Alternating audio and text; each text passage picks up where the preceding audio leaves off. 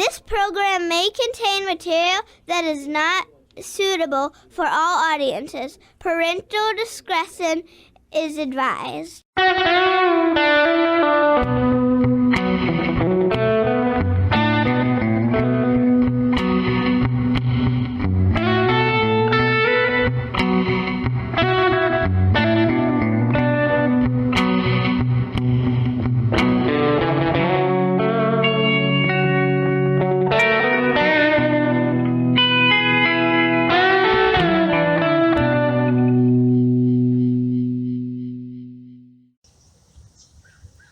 Welcome to this audio edition of Straight Talk with DC Hanna, coming to you live from the great outdoors in the heart of the coronapocalypse on a beautiful fall morning in Kansas.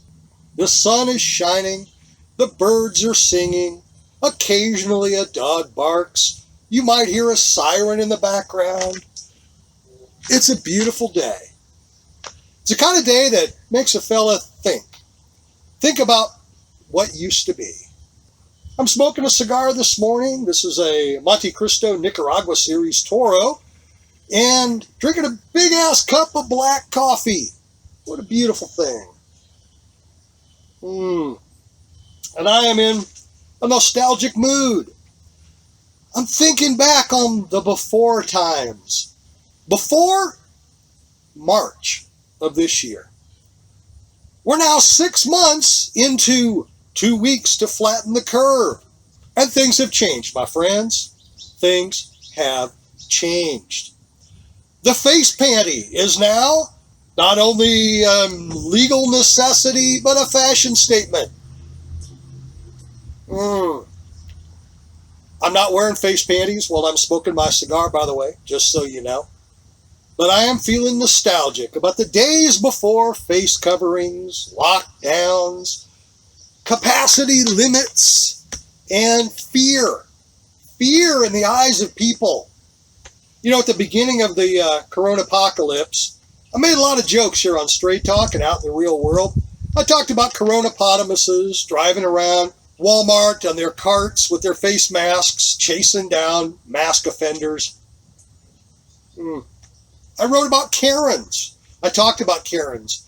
And I even invented the worst ventriloquist in the world with his masked ventriloquist doll. It seems so long ago. And it was funny then, but I think the funny has worn off. You know, as a humorist, I'm having a hell of a challenge here coming up with something funny. Maybe it's a variation on Elizabeth Kubler-Ross's 5 stages of grief. Maybe there's 5 stages of comedy after a tragedy. But is coronavirus really a tragedy? The numbers don't say so. Yes, there is one scary number. 200,000 people have died since January with COVID-19 on their death certificate. But did you know that 71,000 people die every week in the United States of all causes? 200,000 in 6 months since March, 9 months since the beginning of the year. It kind of pales then, doesn't it? Sure, it's bad when one person dies. And you know, that's like a mandatory disclaimer today. Yes, one death is one too many. But everybody dies. So I said I was feeling nostalgic. I recently went out to Salina, Kansas, my adopted hometown, and visited my friends, had a great time, did a benefit motorcycle ride, sipped a little bourbon, smoked some cigars, got to hug and talk to and even get the occasional kiss from my good friends. And it was a beautiful thing. But I noticed something was different. It was just the passage of time. There were things that were different. There were businesses that are closed, friends that I didn't see anymore. People changed jobs, and some people have died. My experience in my adopted hometown, I felt more like a visitor and less like someone coming home. Well, the author Thomas Wolfe wrote a book called You Can't Go Home Again. It was, in fact, a manuscript that was published posthumously, and it described basically Thomas Wolfe in fiction as an author who goes to his hometown, and he finds everything is different. He's now a stranger. Well, you can't go home again. You can go home, but it's not the same, because even as your life, even as my life changes where we are, a million things, both big and small, change in your hometown. They change in the lives of the people that you think of as being the way they were when you left. The businesses, all of that, they have changed. Sometimes the change is voluntary, but sometimes it's forced by death, by the actions of other people, or in this case, by the corona apocalypse. You can't go home again. Well, the bigger picture of you can't go home again is that what people are now calling the new normal is life. It's life in the corona apocalypse, and it will be life after the corona apocalypse has passed. Again, looking back, the Spanish influenza epidemic of 1918 to roughly 1920-21, it ushered in the Roaring Twenties. People reacted to the deaths of their friends, the loss of their businesses, the mandatory government-imposed control on people's activity to try and control a poorly understood viral disease. They reacted by busting loose. Now, at the same time, it was also the institution of the Prohibition. And I wonder if the Spanish flu epidemic and the Prohibition are in some way connected. Maybe in a way we really can't see, but it's worth thinking about. Cigar. The Roaring Twenties, people tearing off the mask, hiding from the Prohibition, and busting loose undercover. Well, I have talked before about the rise of speakeasy culture. Speakeasy culture is more difficult with social media. You go to a party and somebody will take your picture. Or you'll take your own damn picture and share it on Facebook and then be surprised that people you knew were at a party, that knew you were at a party. Well, speakeasy culture can only get you so far. The idea of secret parties, secret gatherings, don't tell the neighbors what's going on behind your closed doors. Don't tell grandma that we had the neighbor kids over for a play date because grandma's a Karen. Speakeasy culture fits into that. But there are things that are changing. And for me, probably the most disturbing one is how easily people have thrown on the mask and thrown their neighbors, their friends, and their family members under the bus. The corona apocalypse is really the new American religion. Anthony Fauci is the new pandemic pope. If Anthony Fauci says X, by God, X is right. Anthony Fauci would never lie. And not to disparage a man's character, but he's a bureaucrat. He's a bureaucrat who's also a doctor, but he's a bureaucrat. All of his solutions are bureaucratic solutions. Recommending that governments, local governments and state governments, force people into their homes, force schools to be closed, force businesses out of business are bureaucratic answers. It's because it's the only tool that the government has is the blunt instrument. And I can't blame government for being government. I can't blame Anthony Fauci for being a bureaucrat and only seeking bureaucratic solutions. The real failure is the failure of the American spirit. It is your neighbors and mine, some of your relatives and some of mine, some of your friends and some of mine, who have bought into the idea that the government's solution is not only the right solution, but the only solution.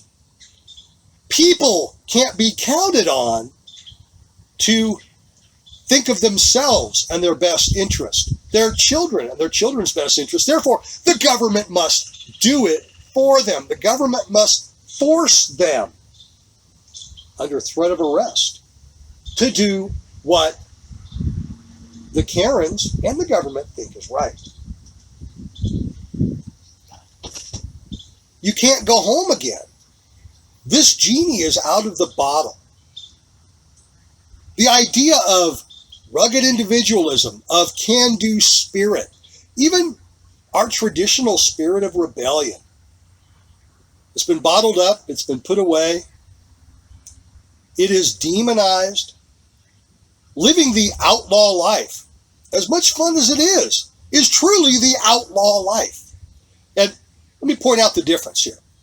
A criminal breaks existing laws. An outlaw lives outside the law.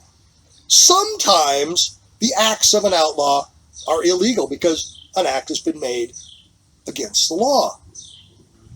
There are accidental criminals, but there are no accidental outlaws. You choose it.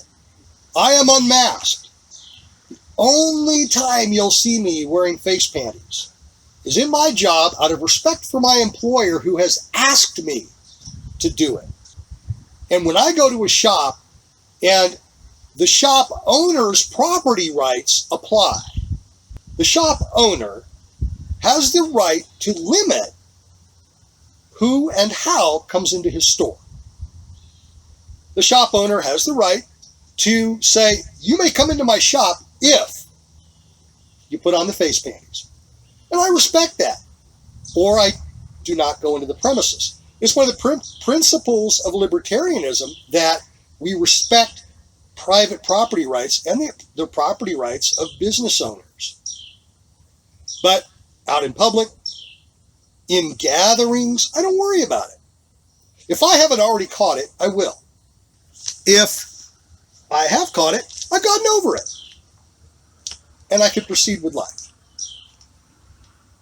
But you can't go home again. You can't put the genie back in the bottle.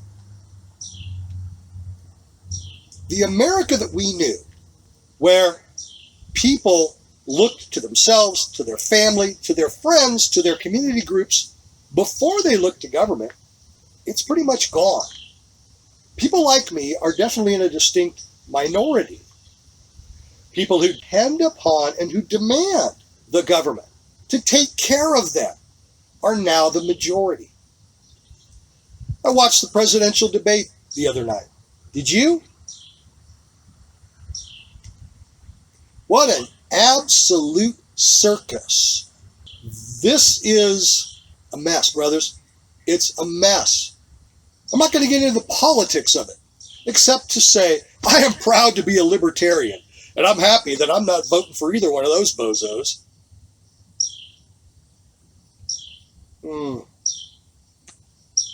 My cigar. How do you celebrate your freedom every day? Do you do it with little acts of rebellion? Pulling down your face panties at the last minute before you step out of a shop? Do you do it online? Writing, angry answers to people on Facebook? Do you smoke a little pot? Because in most states it's still not exactly legal. I don't know what the future holds, but I do know that the future is not going to be the past redo. REDUX, for those of you who are following along. You can't go home again. We will never have either the real or the imaginary America of 1950, of 1960, of 1984, either 1984. Although, thinking about it, we're a hell of a lot closer to George Orwell's 1984 than we are to Ronald Reagan's 1984.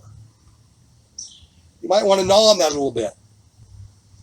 You and I can control certain parts of our future. It's one of the basic tenets of Stoicism to control what you can control, to influence what you can influence, to accept the things you can neither control nor influence. We're at the stage where we can control certain parts of our life today. For our future, we can plan, and when the time comes, we can execute our plans, and we can control the things that we control. But we will not return to those beautiful, heady days of 2017, 2007, 1997, or 1887. All we have is our future, and all we have is ourselves, our families, our friends, the voluntary associations in our communities. All the rest is forced upon us by life, by society, and by the government. Today's audio meditation, not particularly profound. Maybe we didn't cover any new ground except to say stay strong, love your family, love your friends, be involved in your community, resist the government however you can. Be good to each other, and God damn it, be good to yourself. And maybe, just maybe, that's enough. You've been listening to this audio edition of Straight Talk with DC Hanna on YouTube. I'd like to give a shout out to our business, you might call it a sponsor of the show, Studio 813, the finest face panties, custom t-shirts, custom vinyl graphics, and really cool steel mugs you'll ever see. Go on Facebook, Studio 813 Creations. Contact me. I'll be happy to hook you up. Thanks for listening.